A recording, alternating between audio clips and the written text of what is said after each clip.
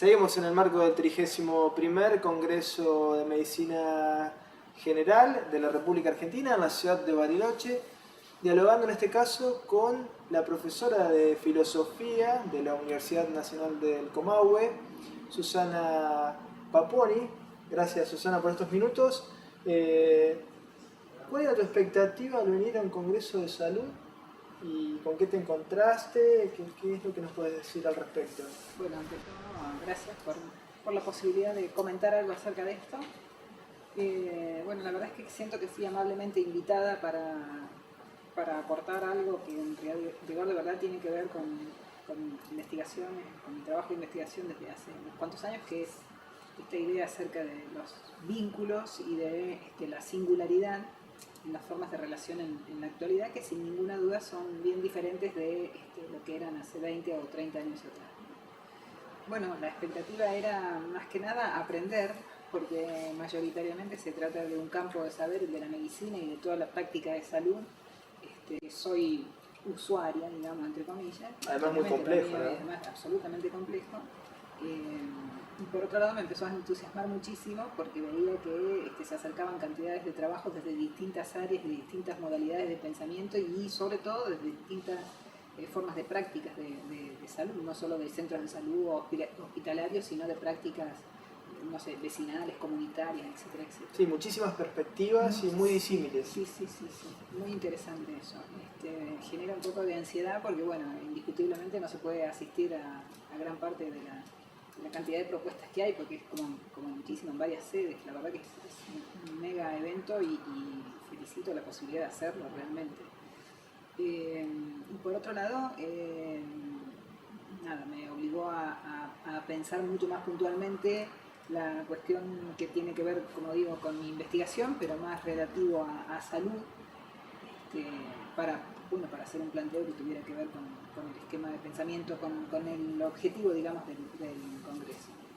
Así que bueno, en principio la expectativa era a ver qué están pensando en este área, que sin ninguna duda la medicina es uno de los ámbitos en los que en los últimos, yo diría 50 años, hay unas modificaciones que ya no pueden medirse en términos de que ha evolucionado o de que hay nuevas tecnologías, sino en términos de que la medicina es radicalmente otra, porque la enfermedad es radicalmente otra, porque el enfermo no es el enfermo de hace 50 años. Porque la sociedad es otra. Exactamente, y porque, bueno, en principio que es básico, digamos, ha habido lo que nosotros en filosofía llamamos un quiebre epistémico, en principio a partir de la cibernética o podríamos decir de la informática, pero en cuanto a la vida, que sería como el objeto, digamos, de estudio de la medicina y la salud,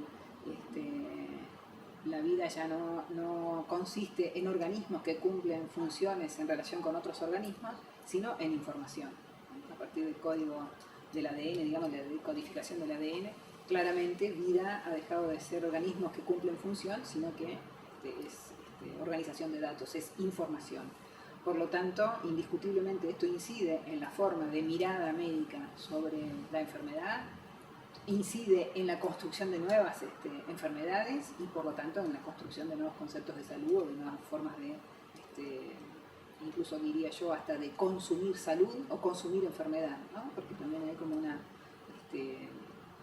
bueno, la medicina, no cabe ninguna duda, es una de las ciencias o de los saberes más ligados a un comportamiento capitalístico, diría un autor francés, de alta regulación de los cuerpos, ¿no?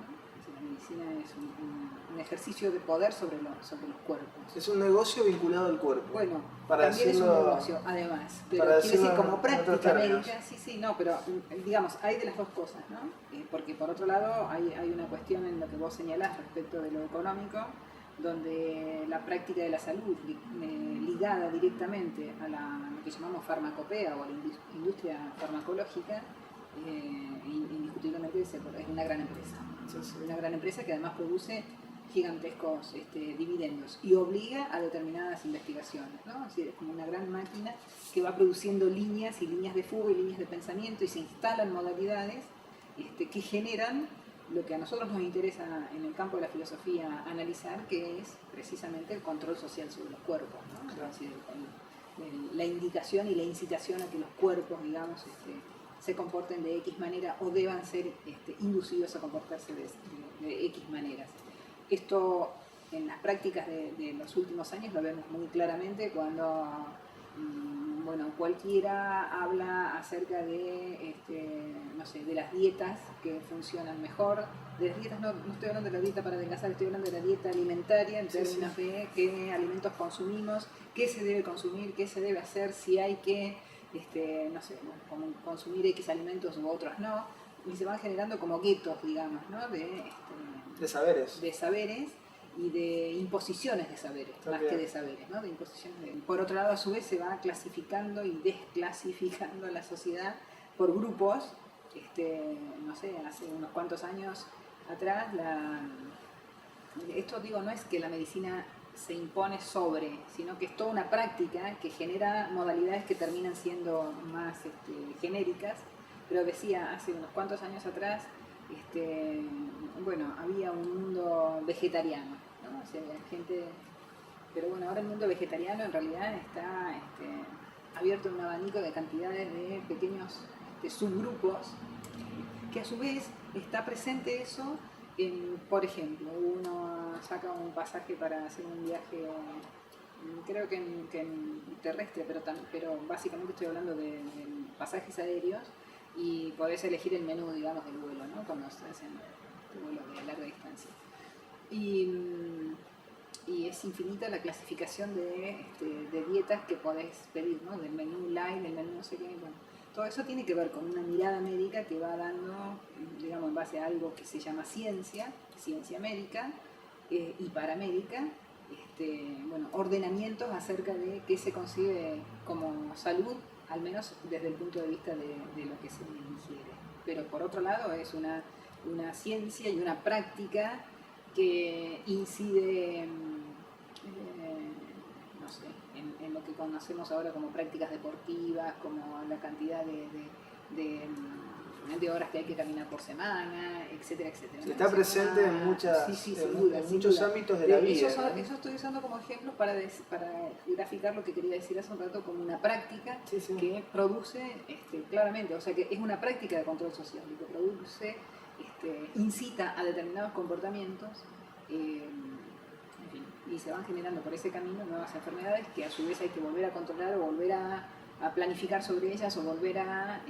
y se va generando por otro lado, en el plano de medicina y de salud, una demanda que es infinita, una demanda en derecho, porque por otro lado la posibilidad técnica y tecnológica de tratamiento o de atender a ciertas no sé, enfermedades o faltas de salud se amplía, ¿no?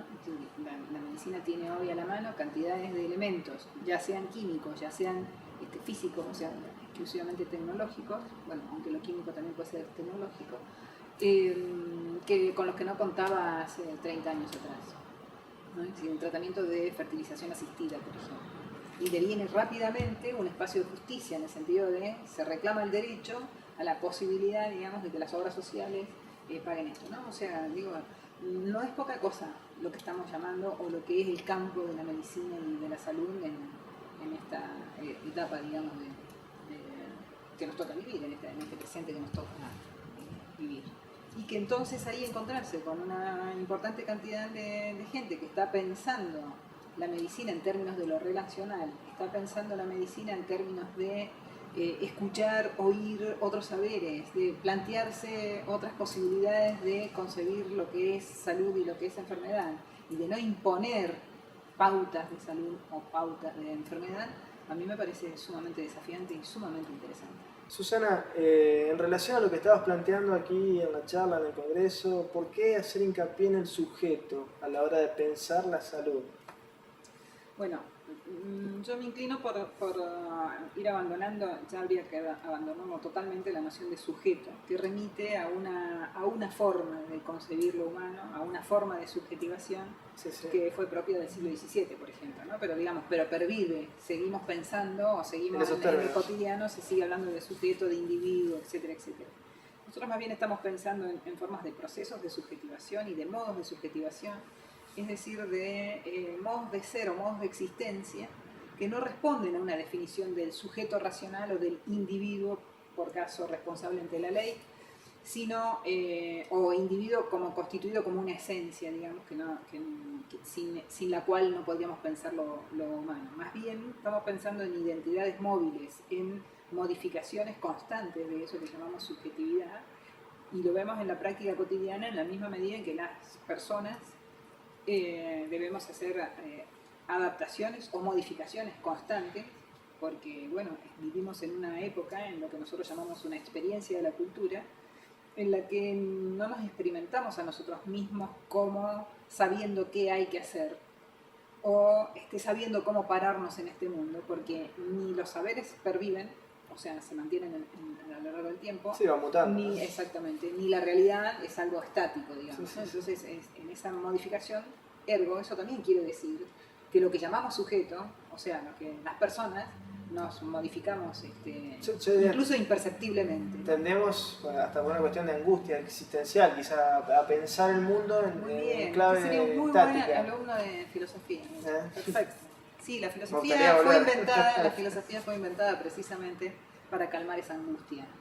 De hecho, en las sociedades que podemos llamar arcaicas, pero no en el sentido despectivo, sino por otra forma de estar en el mundo, de plantearse la relación con el mundo, con los otros y consigo misma, no existe esta cuestión, digamos, de identidad o de ser una esencia que conforma lo humano, y yo diría se soportan con lo que eso quiere decir en filosofía, de buena manera esta cuestión de que se es parte, digamos, de un universo, ¿no?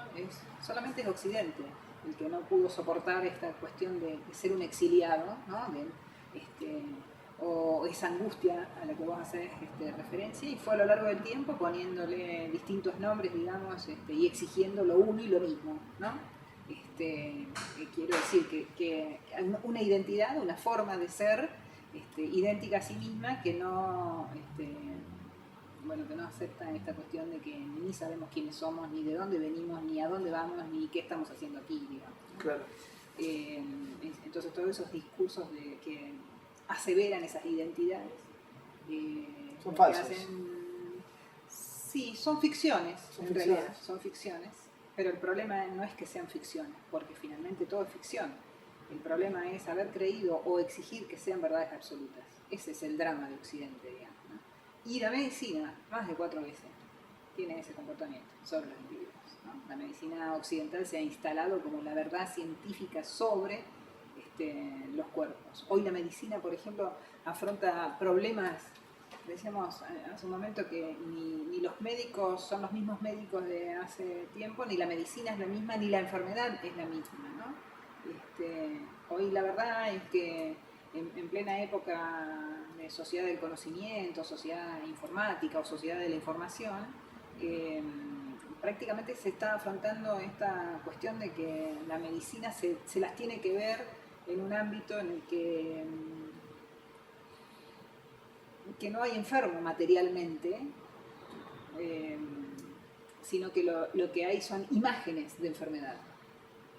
De hecho, cualquiera de nosotros va al médico y no hay una relación cuerpo a cuerpo en el sentido de leer el cuerpo. Lo que hace el médico es enviar a hacer estudios y luego lee las imágenes del resultado de estudios, digamos, ¿no? Y esos resultados, esos estudios son normalmente imágenes, ¿no? Conocemos la tomografía, la ecografía, etcétera, etcétera, etcétera, ¿no? Entonces, ya no hay es como si el enfermo fuese esa imagen. Lo que lee el médico, digamos, es esa imagen, y a su vez lee absolutamente mediatizado por una cantidad de elementos que no tienen que ver propiamente con la medicina, sino con la posibilidad o la capacidad tecnológica, la capacidad administrativa de leer imágenes. ¿Cómo romper todo esto, Susana? Es muy complejo, ¿no? Pero pensando en la labor cotidiana... No sé, hoy yo lo primero que contestaría es que se arreglen los médicos, que se arregle la medicina. Eso es como una definición genérica, más bien universal, del modo médico, el modo de enfermedad de estos tiempos. De hecho, la medicina actual atiende enfermedades que hace no muchos años o no mucho tiempo no existían. El ataque de pánico, la anorexia, el autismo, por ejemplo, ¿no? Y que son además grandes decodificadores de modos de conducta y de islas de personas, digamos, ¿no?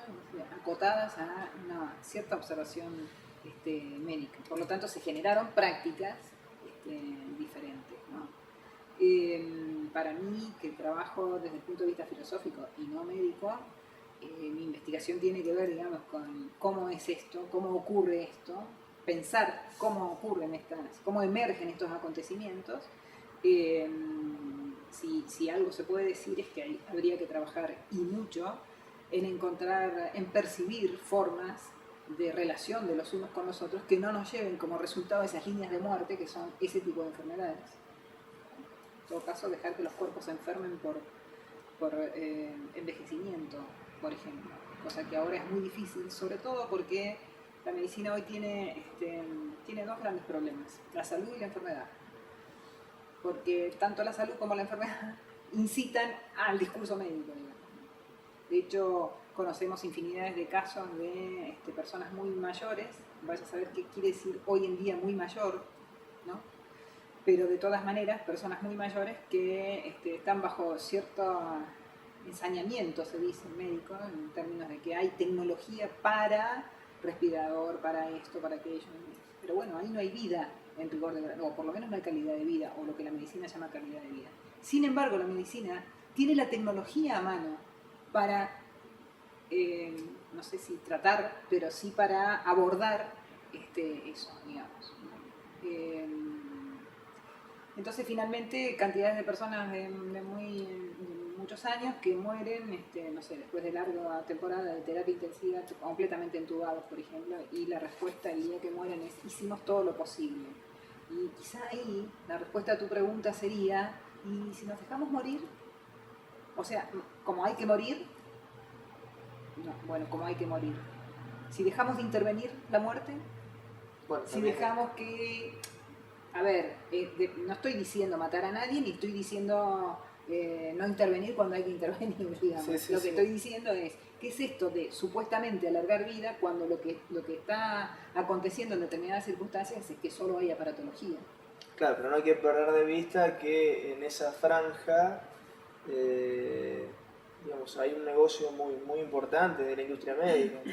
O sea, a la hora de evaluar esta problemática, digo, porque en ese lapso de la vida de las personas igual hay un consumo de industria médica muy importante. Totalmente, eso es absolutamente cierto, pero eso solo no alcanza para explicar qué hacemos con los cuerpos cuando los cuerpos van cumpliendo su ciclo.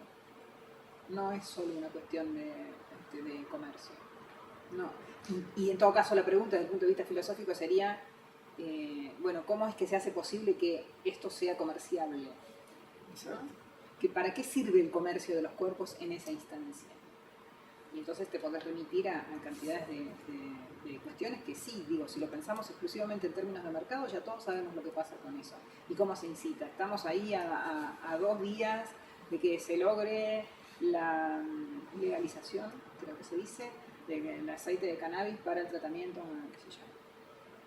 Y sí, pero el tema es que todos sabemos que se va a legalizar el día que el mercado pueda domeñar eso. Y entonces se va a hacer mucho más difícil, digamos, que tenga acceso a la gente, porque una vez que la industria farmacológica se haga cargo de esto, lo cual supone una cantidad de cuestiones de cumplimientos de normas preestablecidas, internacionales, etcétera, etcétera, bueno, en términos de mercado sabemos que es un producto que va a subir muchísimo su valor, con lo cual se restringe la posibilidad de enfermos que necesiten tener acceso a esto, ¿no? O sea, bueno, esa forma muy perversa de construcción de modo social, que son modos políticos, ¿no? La política es los modos de convivencia, eso es política. El modo en que vivimos entre todos, eso es política. La idea es: tratemos de inventar formas estas que generan, que producen como efecto, que tienen como efecto, digamos, esta cuestión del gran comercio, que no es solamente sobre la salud, pero bueno, estamos hablando de salud y enfermedad, ¿no? Un poco esa es la idea, y acá hay que desmenuzar muchas ideas. De última, uno en una entrevista está siempre hablando como rápidamente y muy a la superficie, digamos, ¿no? Claro. Pero digo, me parece que ahí, para poder, hace un momento me preguntabas cómo frenar esto. En principio los huracanes son difíciles de parar, pero más bien hay que seguir una corriente e intentar ver qué se puede hacer ahí. Pero, digamos, de todas maneras me parece que algo importante para hacer es inventar formas de convivencia que no produzcan como efecto ese gran mercado, digamos. Bueno, ya reflexionar, Susana, es un punto de partida en este tipo de congresos muy importante. A mí sí, absolutamente. Por eso decíamos hace un rato, ¿no? Que haya tanta cantidad de gente, de personas, más que de gente, pensando su práctica profesional o su práctica de salud, su práctica de convivencia con otras formas, digamos, medicinales, o de pensar y concebir lo que es un bienestar en términos de salud. Bueno, eso sin ninguna duda, eso sí genera también, eso también genera efectos. Eso también es un modo político. Me parece a mí el modo político que elige formas de convivencia, por lo tanto se convierte en una política, bueno, deseable. Susana, gracias. No, muchas gracias a vos.